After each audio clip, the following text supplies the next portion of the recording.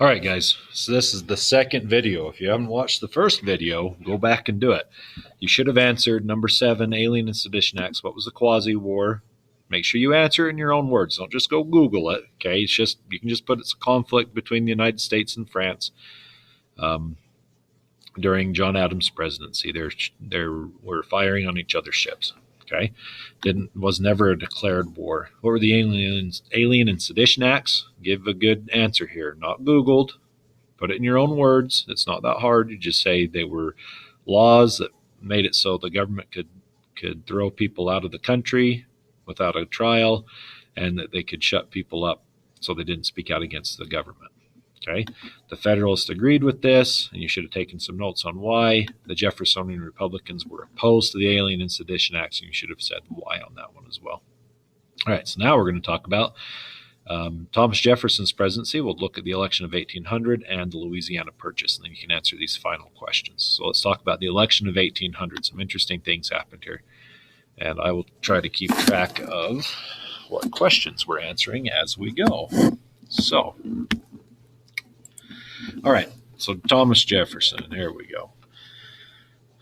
First thing is, who tied for the election? Now, remember, the original election process was the president and vice president both run in the presidential election. It's not like one person they're elected separately. Like in 2020, this November, when we have the election, it'll be Donald Trump will be the only person you can elect of the Republicans for president, and then either Bernie Sanders or Joe Biden will be the only person you can elect that's a Democrat. You got to choose between those two if you want to choose from those parties. Well, back then, these guys did it they did it all together. Okay.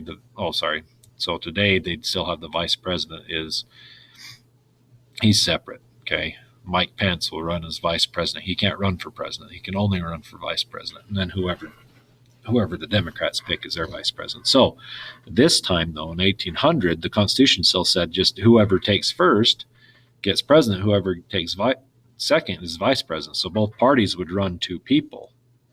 And then hopefully what would happen is the president would come in, the person they wanted as president would come in first, and the person they wanted as vice president would come in second, and then the other party would come in third and fourth.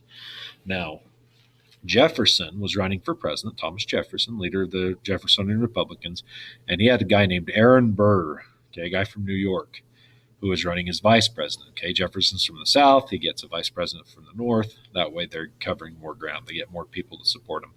Well, they run against John Adams, and John Adams vice president. And in the votes, and this is electoral votes, okay, by states, Jefferson got 73 and definitely beat out John Adams, who only got 65. However, Aaron Burr got 73 as well. He wasn't supposed to. He's supposed to come in second, and he actually came in tied for first. Now, he didn't back down or anything, and so it ended up it had to go to the House of Representatives to choose. The House of Representatives had to choose between either Jefferson or Aaron Burr. They couldn't choose John Adams because he's not even in the running anymore. He took third. That's why he doesn't look happy about it, right? You'll see why Burr has a gun here in just a minute. So they're mostly Federalists, though, and the Federalists support John Adams. So this is interesting because it's the other party that's got to choose who's going to lead the country now. Okay, it's not even these guys' party that's making the choice. Well, remember, Alexander Hamilton is the leader of the Federalists, and he goes and he knew Jefferson. He'd worked with Jefferson a lot, of course. They hated each other, but he also knew Aaron Burr. He'd known Aaron Burr for a long time. They're both from New York, and he told the House of Representatives, the Federalists in the House of Representatives, he said, "Look, you've got to vote for Jefferson. Don't vote for Burr, because Jefferson has these." At least Jefferson has beliefs. In the song, they say Jefferson has beliefs, Burr has none. Burr didn't really seem to care. He was just out to get himself elected. He would do whatever it took, whereas and he didn't really care what the policies were. Jefferson had very specific beliefs that he was fighting for, and so Hamilton said, "Well, take Jefferson. At least he has something he believes in." I may not agree with him, but at least he's got a good intention. Okay, and then they changed that 12th Amendment, changed that the election process. Anyway, just so you know, So he should have answered A, who tied for the election, and B, why did Hamilton support Jefferson over Burr? And you could stop there and answer those if you haven't, or just pause the video and go answer them if you haven't.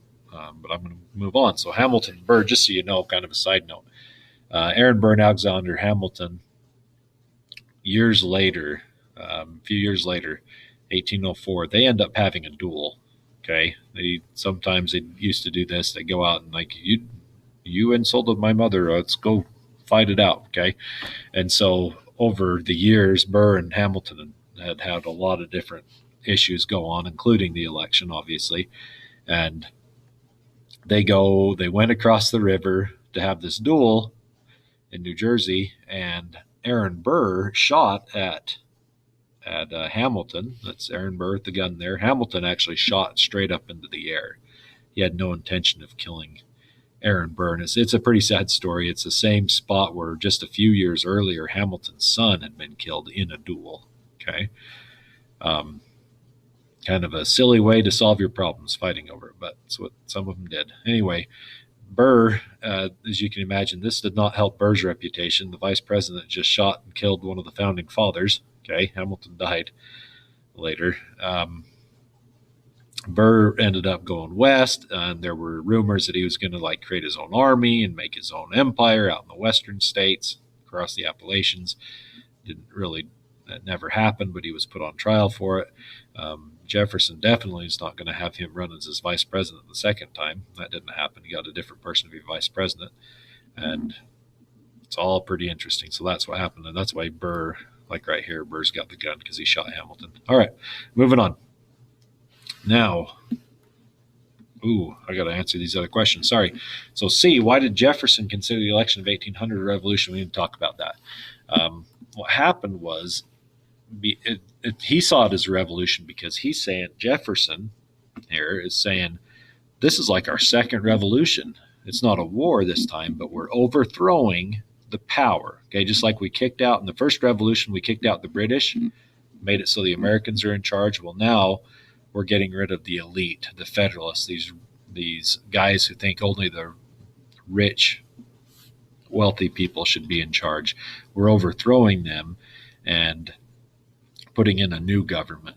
It's a revolution. Now, you wouldn't really look at it as a revolution. Not a lot changed. Nobody's getting killed. He did change policies and stuff, but it wasn't that big of a deal. But he considered it a revolution because now the people were siding with him rather than with Washington's party. Okay, Adams' party. Now, D, Adams peacefully stepped down from the presidency. This is on your worksheet. Why was this significant? I told you before, because that peaceful transition of power, he didn't fight the election. Okay, he set a precedent or an example that you don't fight the election, even if you lose. Be a good winner. And he wouldn't even go to Jefferson's inaugural. He was so mad at him. They've been friends, remember, but he was ticked.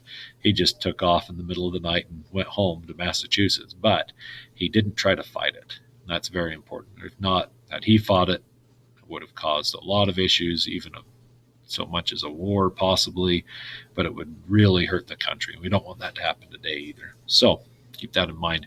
All right, Louisiana Purchase. Now let's go to number 9, Louisiana Purchase. Now, right here, you can see the map, this kind of tan color. This is the United States when Jefferson became president. Okay, they'd created a few more states, as you can see here, Ohio, Kentucky, Tennessee, okay, and Vermont had been created. The rest of these were the original 13 colonies, of course, that became the original 13 states. You got the Spanish down in Florida, down here. You got the British in Canada. Well, this had been Spanish territory, but they had given it to France.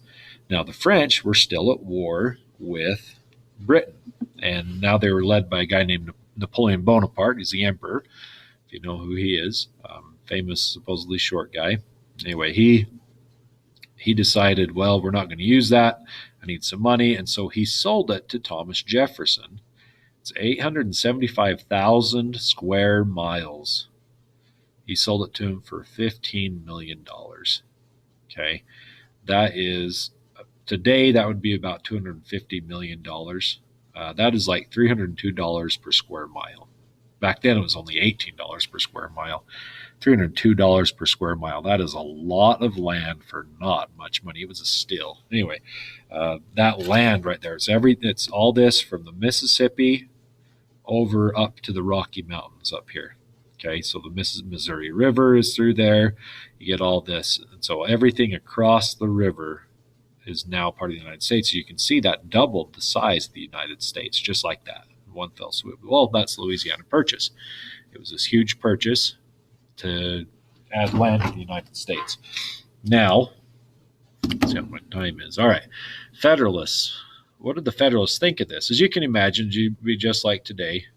Oh, let's skip. Okay, Federalists. We're going to do this.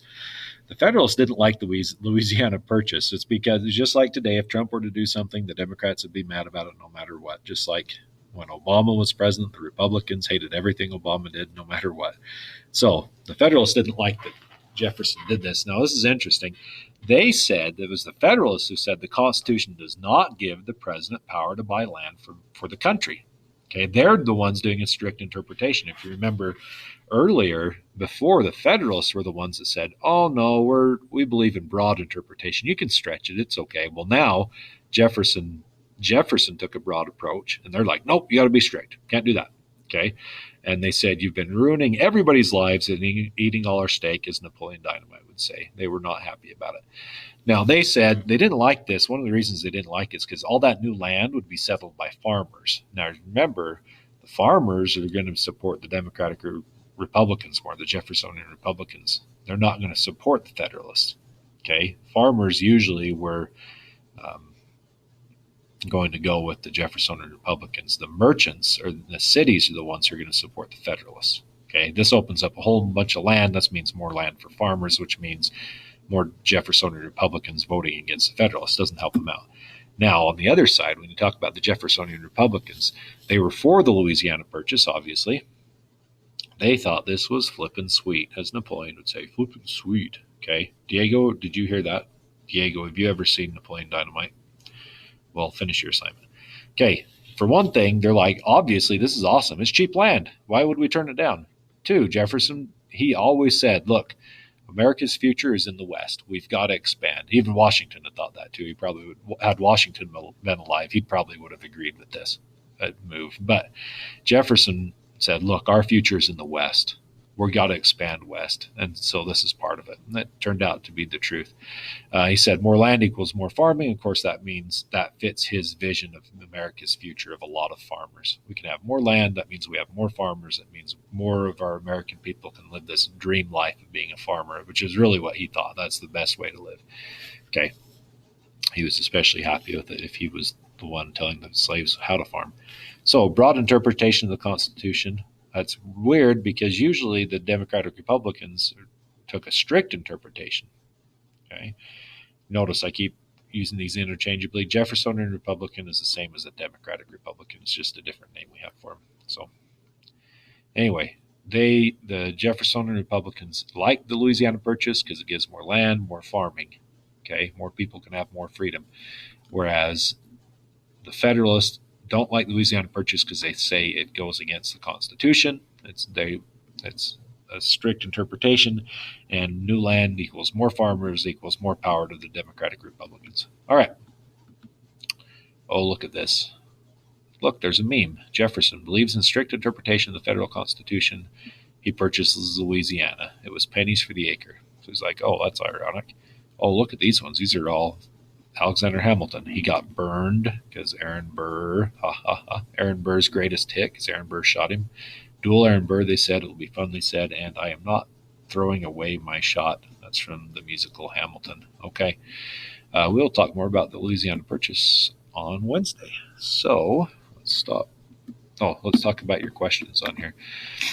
Hopefully you got this part done. Number 10, how did the Federalists help the United States? Give 2 reasons. Look back here. Think about what are some good things they did. Are you glad that they tried to build up the economy? Do you think it was good that they said we can use the government to build up the economy? A broad interpretation, was that good? Was it good to stay out of the French Revolution? Were they right that our future is in manufacturing and industry rather than just farming? Were they right to want to go to war with the French? Were they right to try and keep people from speaking out against the government? That kind of thing. Now, how about the Jeffersonian Republicans? Give 2 reasons why they helped the United States. Okay. They purchased Louisiana Purchase, doubled the size of the United States. Was that a good thing? This is your opinion. What do you think? Do you think they were right to fight for people's freedom of speech? Do you think it was good that they wanted more people to be farmers? Okay. Were they right? Should we have gone and helped the French out in the war rather than stay out of it? Were they right that it should be a strict interpretation of the Constitution? Shouldn't use the government to get involved in the economy? Okay. Were they right that the people should have more say than just the rich? Don't let just the rich do whatever they want to. Okay, now last question, number 12. This one I expect a good answer. I even started it for you. Ultimately, our goal here is to be able to explain why having 2 political parties was a benefit to the United States. It really did help us out a lot.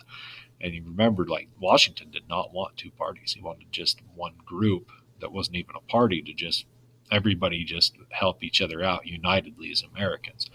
Well, that didn't happen. The Federalists and Jeffersonian Republicans became the first 2-party system. Of course, we have the Democrats and Republicans today. That's the third 2-party system. We'll talk about the second 2-party system another time here in the next couple of weeks. Anyway, number 12. Why did the early republic benefit from having 2 political parties instead of just one? Think about that. Think about the things that they're fighting for.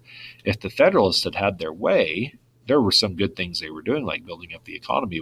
But what about when they wanted to shut people up in the government from speaking out against the government? The Jeffersonian Republicans fought that. What about the fact that the Federalists didn't want all that land, but the Jeffersonian Republicans did? On the other hand, the Jeffersonian Republicans, they did all these good things, but they didn't want to build up the economy that benefits us today. So you can see how where we benefit from having these 2 parties, because by having 2 different sides, they debate more, they get more ideas out there. And if one side has an idea that's not good for the country, hopefully the other party will fight them on it. And hopefully between the 2 parties, we can come out with the best decisions in the end. It gives people, also, by the way, gives people more say in the government, gets people more involved, because the 2 parties they've got to go out and recruit people. Okay, the Democrats have got to get people to go vote against Trump, and the Republicans have got to get people to vote against Sanders or Biden. So anyway, what benefit is that? I want you to give a good thought out answer. Don't just look it up online. Use your brain. You have one. I promise. Okay. Even Justin's going to answer this question. Okay. So I started it for you. The early republic benefited from having 2 political parties, the Federalists and Jeffersonian Republicans, because, and then you finish it off, because it helped them become all American heroes. Don't write that. That's a stupid answer. But I just show you can answer that. Okay, go get it. Do your work. Be good kids.